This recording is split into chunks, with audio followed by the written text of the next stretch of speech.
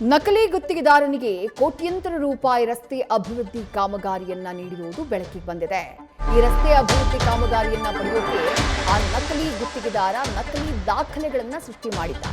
ನಕಲಿ ಪ್ರಮಾಣ ಪತ್ರವನ್ನ ಬಳಸಿ 5,12,65,148 ರೂಪಾಯಿಯ ಕಾಮಗಾರಿಯನ್ನ ಪಡ್ಕೊಂಡಿದ್ದ.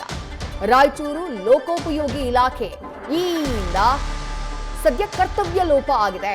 ನಕಲಿ ಗುತ್ತಿಗೆದಾರನಿಗೆ ವರ್ಕ್ ಅನ್ನ ಅಸೈನ್ ಮಾಡಿದ್ದಾರೆ. ವೆಂಕಟೇಶ್ ಗಲಗ್ ರಾಯಚೂರು ಲೋಕೋಪಯೋಗಿ ಇಲಾಖೆಯ ಡಬಲಿ. ಬಸಣ್ಣ ಗಲಗ್ ಗುತ್ತಿಗೆದಾರನಿಗೆ ಕೋಟ್ಯಂತರ ರೂಪಾಯಿ ನೀಡಿದಂತಹ ಆರೋಪವನ್ನ ಎದುರಿಸುತ್ತಿದ್ದಾರೆ. ನ್ಯೂಸ್ ಫಸ್ಟ್ಗೆ ಸ್ಪಷ್ಟೀಕರಣವನ್ನ ನೀಡೋಕೆ ಡಬಲಿ ವೆಂಕಟೇಶ್ ನಿರಾಕರಿಸಿತು.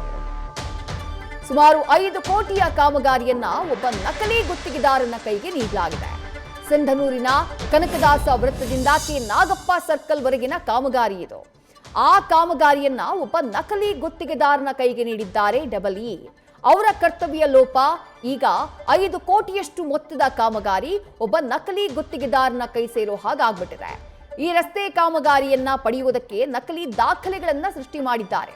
ವೆಂಕಟೇಶ್ ಗಲಗ್ ಅಮಾನತಿಗೆ ಸದ್ಯ ಎಂಎಲ್ಸಿ ಬಸನಗೌಡ ಬಾದರ್ಲಿ ಪತ್ರವನ್ನ ಬರೆದಿದ್ದಾರೆ. ಸರ್ಕಾರದ ಪ್ರಧಾನ ಕಾರ್ಯದರ್ಶಿಗೆ ಎಂಎಲ್ಸಿ ಬಾದರ್ಲಿ ಅವರು ಪತ್ರವನ್ನ ಬರೆದಿದ್ದು, ಸರ್ಕಾರದ ಮುಖ್ಯ ಕಾರ್ಯದರ್ಶಿಯಿಂದ ಕಲಬುರಗಿ ಮುಖ್ಯ ಇಂಜಿನಿಯರ್ಗೆ ಪತ್ರ ಬಂದಿದೆ. ಮತ್ತಷ್ಟು ಡೀಟೇಲ್ಸ್ ನಮ್ಮ ಪ್ರತಿನಿಧಿ ಶ್ರೀಕಾಂತ್ ನೀಡ್ತಾ ಹೋಗ್ತಾರೆ. ಶ್ರೀಕಾಂತ್, ನಕಲಿ ಗುತ್ತಿಗೆದಾರ ಆತನಿಗೆ ಡಬಲಿ ಕಾಮಗಾರಿಯನ್ನ ಅಸೈನ್ ಮಾಡ್ತಾರೆ ಅಂತಂದ್ರೆ ದಾಖಲೆಗಳ ಪರಿಶೀಲನೆ ಯಾವ ರೀತಿ ಆಗುತ್ತೆ ಅನ್ನೋದು ಪ್ರಶ್ನೆ. ಜೊತೆಗೆ ಅಧಿಕಾರಿಗಳೇ ಇದರಲ್ಲಿ ಶಾಮೀಲಾಗಿದ್ದಾರಾ ಅನ್ನೋದು ಮತ್ತೊಂದು ಪ್ರಮುಖ ಪ್ರಶ್ನೆ. ಶ್ರೀಕಾಂತ್, ನಿಜವಾಗ್ಲೂ ವಿದೇಶಿ ಅಧಿಕಾರಿಗಳೇ ಶಾಮೀಲಾಗಿದ್ದಾರಾ ಅನ್ನುವಂತಹ ಒಂದು ಪ್ರಶ್ನೆ ನಮಗೂ ಕಾಡ್ತಾ ಇತ್ತು. ಇದಕ್ಕೆ ಸಂಬಂಧಪಟ್ಟಂತೆ ರಾಯಚೂರು ಲೋಕೋಪಯೋಗಿ ಇಲಾಖೆ ಎಕ್ಸಿಕ್ಯೂಟಿವ್ ಇಂಜಿನಿಯರ್ ವೆಂಕಟೇಶ್ ಗಲಗ್ರನ್ನ ನಾವು ಕೇಳ್ತಾ ಹೋಗ್ತೇವೆ. ನಿಮ್ಮ ಸಹಿ ಮೂಲಕನೇ ಈ ರೀತಿಯಾದಂತಹ ಅಂದ್ರೆ ನಕಲಿ ವರ್ಕ್ ಡನ್ ಸರ್ಟಿಫಿಕೇಟ್ ಅನ್ನ ಬಳಸ್ಕೊಂಡು 5 ಕೋಟಿಗೂ ಹೆಚ್ಚು ಕಾಮಗಾರಿಯನ್ನ ಪಡೆದಿರ್ತಾರೆ. ಇಂಥವ್ರು ಬಸಣ್ಣ ಗಲಗ್ ಅಂತೇಳಿ ಆತ ಯಾರು ಅಂತಂದ್ರೆ ಈ ಎಕ್ಸಿಕ್ಯೂಟಿವ್ ಇಂಜಿನಿಯರ್ ಇದಾರಲ್ಲ, ಇವರ ಅತ್ಯಾಪ್ತ ಅಂದ್ರೆ ಒಂದೇ ಗ್ರಾಮದವರು, ಒಂದೇ ತಾವೆಲ್ಲ ಅವರ ಫಾಲೋವರ್ ಅವರು. ಇವರ ಇಬ್ಬರ ಒಂದು ಅಂಡರ್ಸ್ಟ್ಯಾಂಡಿಂಗ್ ಅಲ್ಲಿ ಈ ರೀತಿಯಾದಂತಹ ಒಂದು 5 ಕೋಟಿ ರೂಪಾಯಿ ಕಾಮಗಾರಿಯನ್ನ ನಕಲಿ ಡಾಕ್ಯುಮೆಂಟ್ ಗಳನ್ನ ಬಳಸಿ ಅದಕ್ಕೆ ಸೃಷ್ಟಿ ಮಾಡ್ಲಿಕ್ಕೆ ವೆಂಕಟೇಶ್ ಗಲಗೆ ಮುಖ್ಯ ಕಾರಣೀಕರ್ತರು ಅನ್ನುವಂಥದ್ದು ಎಂಎಲ್ಸಿ ಬಸನಗೌಡ ಬಾದರ್ಲಿ ಅವರು ಬರೆದಿರುವಂತಹ ಒಂದು ಪತ್ರದಲ್ಲಿ ಉಲ್ಲೇಖ ಆಗಿದೆ. ಅಂದ್ರೆ ಸಿಂಧನೂರಿನ ಕನಕದಾಸ ವೃತ್ತದಿಂದ ಕೆ ನಾಗಪ್ಪ ವೃತ್ತದವರೆಗೆ ಈ ರಸ್ತೆ ಅಭಿವೃದ್ಧಿ ಕಾಮಗಾರಿಗೆ ನಕಲಿ ವರ್ಕ್ ಡನ್ ಅನ್ನ ಬಳಸಿ ಕಾಮಗಾರಿ ಪಡೆದಿದ್ದಾರೆ ಅನ್ನುವಂತಹ ಒಂದು ಆರೋಪ ಕೇಳಿ ಬರ್ತಾ ಇರುತ್ತೆ. ಇದಕ್ಕೆ ಸಂಬಂಧಪಟ್ಟಂತೆ ಸಚಿವ ಇದ್ದಾರೆ ಸತೀಶ್ ಜಾರಕಿಹೊಳಿ ಅವರ ಹೆಸರನ್ನ ಹೇಳ್ಕೊಂಡು ಅವರ ಪ್ರಭಾವವನ್ನು ಬೆಳೆಸ್ಕೊಂಡು ಈ ವೆಂಕಟೇಶ್ ಗಲಗ್ ಓಡಾಡ್ತಾ ಇದ್ದಾರೆ.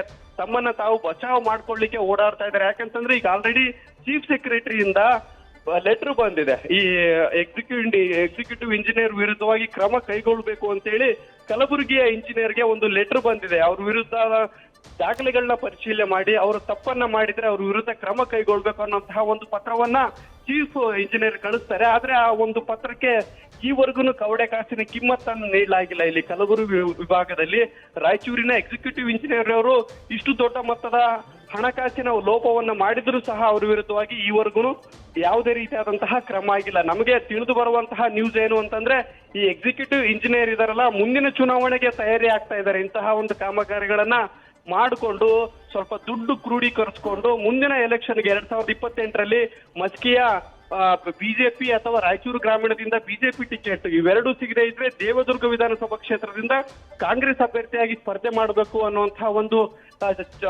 ಕಾನ್ಸೆಪ್ಟ್ ಅಲ್ಲಿ ಇದ್ದಾರೆ ಅನ್ನುವಂತಹ ಊಹಾಪೋಹ ಇಡೀ ಜಿಲ್ಲೆಯಾದ್ಯಂತ ಹಬ್ಬಿಸ್ತಾ ಇದೆ. ಇದಕ್ಕೆ ಸಂಬಂಧಪಟ್ಟಂತೆ ಯಾವ ಕ್ರಮ ಆಗುತ್ತೆ ಅನ್ನುವಂಥದ್ದನ್ನು ಸಹ ನ್ಯೂಸ್ ಫಸ್ಟ್ ಫಾಲೋ ಅಪ್ ಮಾಡ್ತಾ ಇದೆ. ವಿದ್ಯಾಶ್ರೀ, ಥ್ಯಾಂಕ್ ಯು ಶ್ರೀಕಾಂತ್ ತಮ್ಮೆಲ್ಲ ಡೀಟೇಲ್ಸ್ಗೆ.